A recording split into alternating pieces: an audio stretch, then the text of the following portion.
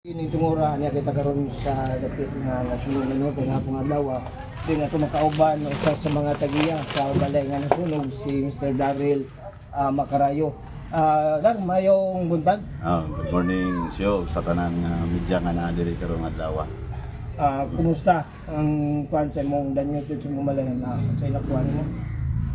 Pagkakaroon no murag kuan pa jud kay atong kaugalingon nga murag wa ko nga expect nga may nani tanan ayon.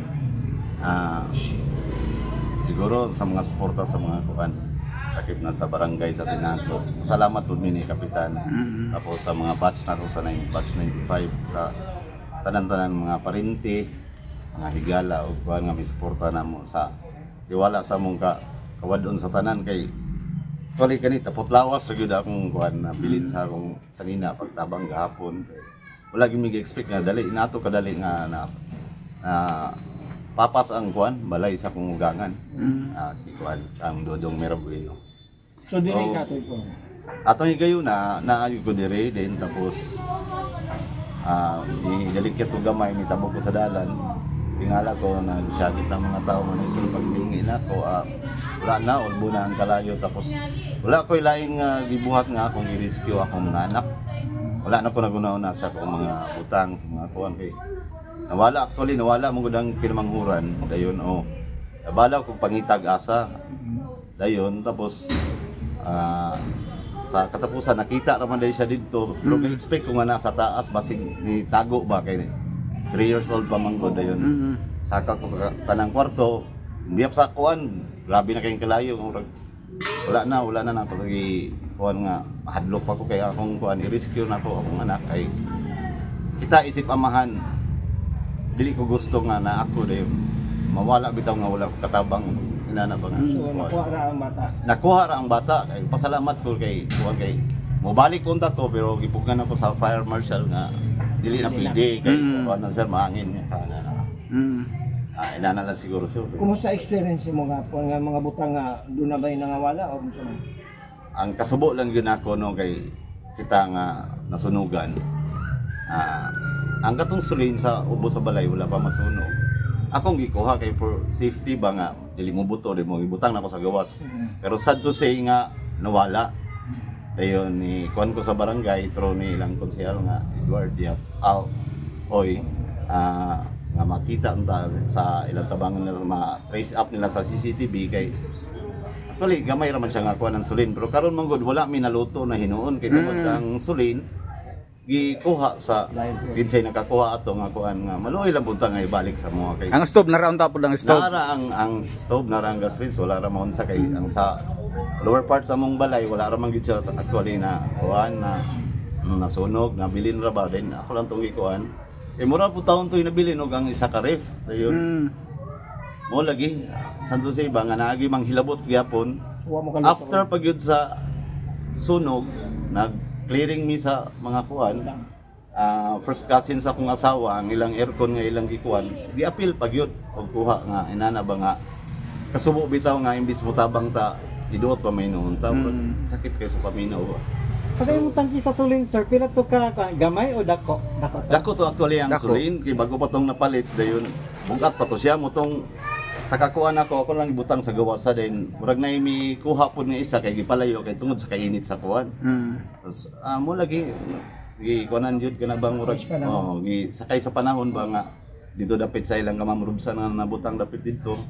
Wala pero actually makita ra siguro to sa kuan CCTV nila og ilang kuan. Sibling na nagkuan sibling man gito makuan ni kuan ko sa kapulisan pud midol bugo dito nga na may SWAT team diri sa ilang korupsyon ng kuan tabang ko daw sila ilang kuan nga matrace up wala ko pa nagkuan nga kuan nga mauli wala pero paramdam hantod karon wala pa gyud na uli wala pa gyud na nakaluto wala gyud may kaluto kay pasalamat lang pud mi ni Kapitan nga Ricky Puentes kay iya may giisportahan kay man sila nga pro Chito daw nila sa among konsehal nga suporta mi 24 hours sa pagkaon sa kuan na sila nga kanang pack lunch nga panghatag sa mga kay mo lagi wala man gyud wala gyud may makuan dayon salamat ko nila believe ko nila sa kuan so sa inyo sa media nga mapaabot to akong kuan pod ba salamat tapos lawas gid mo na dalara sir o makadala ako ra gyud nasuot ra gyud nga gahapon katong sa video nga kuan mura gyud mura si gahapon no Dahil na nagstorya mi akong batch si konsyal nga Dinky Suiso, mo iya po ipabot sa LGU nga nga ang hinaot lang pud mi nga nay kuan namo kay actually wala gi atop among kuan balay kana inigulan urag grabe gyud. Unsay immediate panginahanglan nyo karon sir? Sa pagkakaroon jud no naman po yung mga silingan jud nga may abag, mga kailang nga nang hatod og mga relief goods nga mga saninat o mga kuan in spite sa mga financial kay sa kuan amo nga sa mo kuan lang yun inana mo tabang ng kuan nga inana pero ang immediate nga namang panginahanglan ron kay anyway napamay kuan napamay tubig dayon ang sa kuryente wala man yun kay nakat man na siya kay sunog inana suporta lang siguro sa pagkaon ug sa kuan brag malipay na miana nga mo survive ni kay napam putay trabaho dili man po nato pwede undangon natong trabaho nga pagsalig na lang punta sa kuan duty kay punta sa kuan kay naman ko sa pantalan nana muna siya kung i-support nga support lang po sa LGU pag dako na kayo naman pasalamat to nilang mayor ng congressman og Nigubo na magani maabot nga tabang Bala ka maabot ra na sir. Karon sir ang imong pamilya asa man mo karon kay request din balhin mo o na ra mo gyapon nagpuyo. Actually ako mga bata dito na way patulog sa akong igsoon sa iba akong paon. So gituan ni kakay din tapos kami mo lagi tungod sa nawala diri lang sa gid mi sa akong asawa among gimanmanan gabi kay magamit pa mga butang.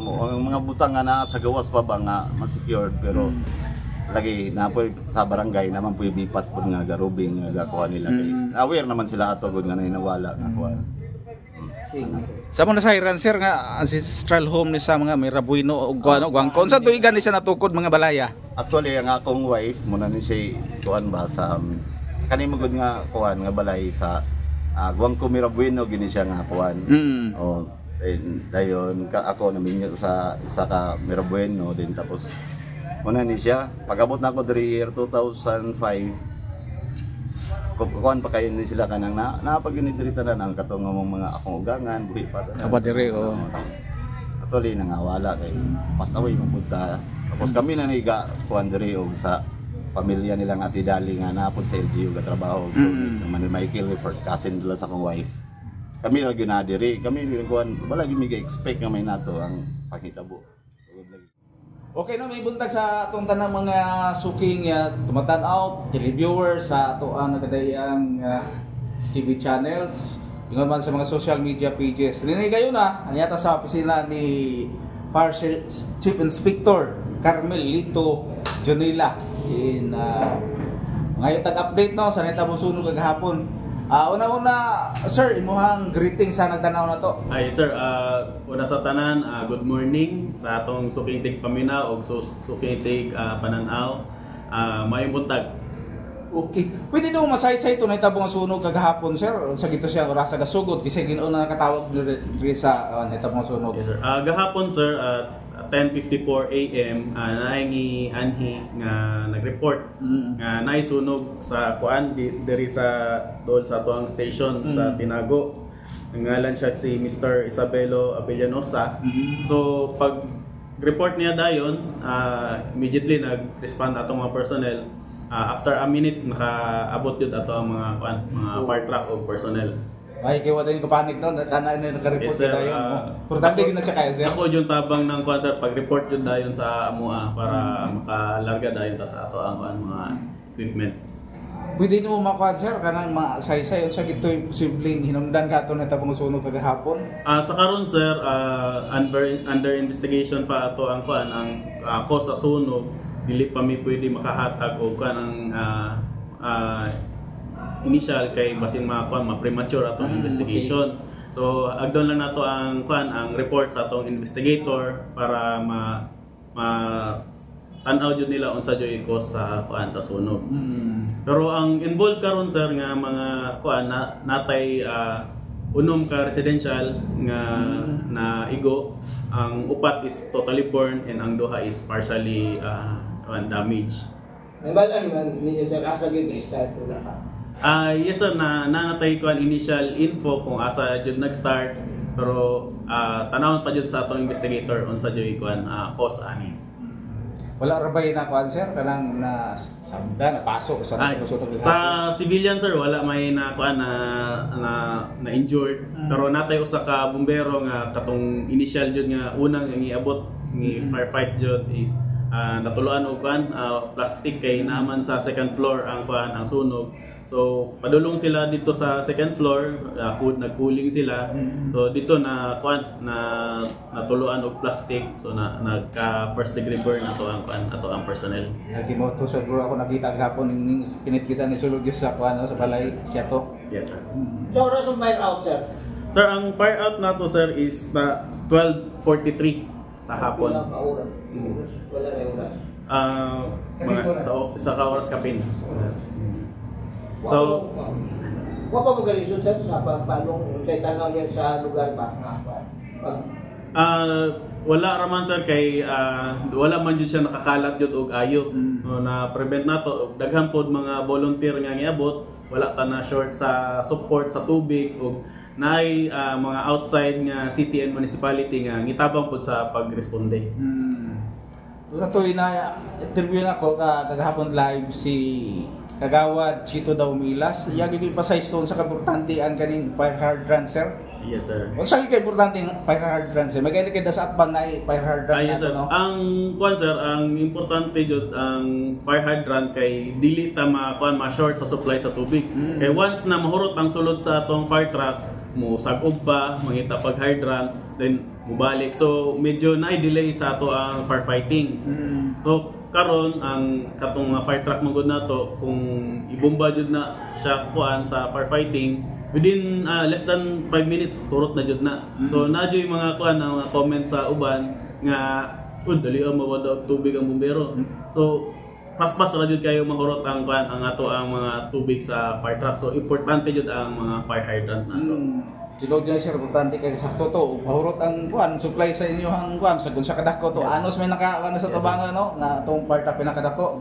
Ug mahurot, bahawa gid siya. Yes sir. Swerte lang nga dunay fire hydrant pero nakita ni Kagawad daw milas kagahapon nga kanang ato ang mga kuan ba mga residentes Tinago nga parking isalipdan ang fire hydrant og doon ta sakyanan, doon yung mga motor. Di ba doon na si walaod sir nga bawal gid siya parkingan yes sir. Bawal jud parkingan ang fire hydrant sir kay ma-hamper ato ang operation ba. Imbis nga madali ta makakuha og supply, mangita pa ta asa ang driver ani para mapahawa kay dili man pod may ganahan nga ma-damage ang kanang mga vehicle nga naka-park. Okay, ilagay itong nga pa ni Kagawad daw milas tabangan na nagtulod ako ng kotse nga nakaharang og itong mga motor para maayo sir kay daghan po tag fire truck diri sa Osamis. Natay upat ka fire truck nga gi-responde. So mitras na delay ang kuan ang pagpahawa sa mga naka-park, nag-engine relay na pod ang ato ang mga fire truck. Partial to ka damage sir? Ang total damage more or less na asa 400,000 pesos. Ay sa structural estimate na siya. Kita na to nga sa ganitong tapat nga building, sulit ka maron nagsilbi to siyang firewall, pero naabot gyapon ang second floor, third floor no ato ilan ni Mr. Go, nasunog gyapon. Yes sir. Oh sir. Pero partial raman sir. Partially damaged. Sir, karon apita man ang atong fire prevention na kumusta pila ka mo kang atong fire hydrant nga serviceable inyo na ba ni nga service sir? Ang Samis. kuan sir, pag-abot nako ang mga hydrant nga na survey namo is naa sa mga 60 over all over Osamis City. Gamitin ni sir serviceable. Yes sir, kay importante nga ma-check nato ang hydrant sir kay kung in kaso nga natay kuhaan nga kuan supply, dili na may mag-una serviceable ba ni, maka-supply ba ni. So na-identify na namo asa ang naay source jud og tubig. So kakang 60 fully functional siya sir. Yes sir. Pero ito sa side sa sunog sir, pila ka book hydrant dito? Gamit. Nagamit. Sa kuan Sa bang siya. Diri sa tos Tinago sir, pila ka taon na hydrant diri sa Tinago lang? Sa Tinago sir, nako ang totality raman gud akong gikuha pero per barangay sa daghan sa barangay man gud nako na kuha na. Diri sa barangay may pinakadaghan ano ba mga kabulupyo. Pero dato natin naka-mention gahapon sa kakagawad mga dunay 3 o 4 na naka-escort siya pa doon. Sir, ako sa yung mga ubang mga aircraft ang i-respond gihapon gawa sa to ang Ay sir, sa atoang kuan sa atoang BFP from Municipality of Clarin and saan yun? Tanggob and Tudela. Tapos Dayon sa volunteer pod nato sir ng Hebron, ang LI, ang brand of API. EBI. Doon ako nakita kagahapon na ulahi lang sir, kay di ka to sorpita no katong Provincial Bureau of Park sa puti. Doon ako kayo. Pero abot yun sila gahapon. Mao man tong sa Tudela. Pero sa province gito siya. Dako kayo. Katabang niya po siya pag sa pinisinala. So, usa gid ka importante sir kanang presence of mind sa mga residente ba? Doon may tabang sunog. Ang uban tabag saplik uban po tawag din aray dan direction Yes, sir. uban. Importante na kay sir kay para dili ma-delay atong response kay ang pagkuan sa sunog ang kalayo nagadoble every minute. So mao makaingon ang mga tao nga dugay kay ang bumbero kay ang ilang nakita ang kalayo paspas man. So importante jud ang presence of mind kung sa initial action sa nakita i-extinguish ba niya dayon or kung dili na kaya tawag jud og bumbero. Siguro sa ako ato leksyon kagahapon sir kuan hitabo nga sunog sa imo ang ka-advise ato mga viewers karon Yes, sir. panalitan niya na ato baligon ni siya imong payman no. Yes sir, ang sa atong mga katawhan nga magbantay pa sa atong mga kuan, mga octopus connection, atong mga charger, atong mga power bank, mga electronics, bantayan jud nato. Labi na nga kanang mga cellphone. So ka bantay mo sir ka usually kanang mga baterya ng mga cellphone kung labi na karaan mo explode or mo sunog man jud siya, di ba? Mga vapes. So kanang mga butang dapat bantayan jud nato while mag-charge ta. And then ato ang mga electrical connection dapat siguro i-check nato kay basin ang load sa atong mga wirings is dili na kaya sa number of appliances nga gibutang nato. So dapat i-update po nato ato ang mga atong mga wirings. And then atong mga bata, so bantayan jud nato kay mga bata kay hilig mga curious man, hilig dula posporo, lighters or saba. So dapat bantayan jud nato atong mga bata. How about kini overnight charging cellphone niya sir? Bawal kini. Yes sir, dapat bantayan jud nato na sir kay kung kabantay mo sir atong last year Villa Consuelo. Mo may kuan, mo may source nga gibiyaan ng charger pagbalik charger nag-charge, pagbalik nagkalayo na tong kuan cellphone o katong katre nga ibutangan sa cellphone. Para to? Sige. Salamat ka sir. Yes, sir. Thank you very much, sir. Palakop siguro nga misay alang sa tanang solusyon. Ay sir, sa tanang taga Usamisnon, magbantay kita sa sunog o magbantay kita nga malikayan ang mga mga inaning nga panghitabo, mga sunog nga makadamay sa ato ang property kay dili lalim ang masunugan. And then gina-invite pod nako ang tanan nga maka-join sa ato ang Alabran, first nga fund run nato diri sa Osami City Fire Station nga activity. Unta masuportahan ninyo ato ang advokasya nga malikayan ang mga sunog. Balik sir ko unsa kadto pitsa sir? March 23 sir. Sige, salamat to. Si Osami City Fire Marshal no, Fire Chief Inspector Carmen Lito Junila.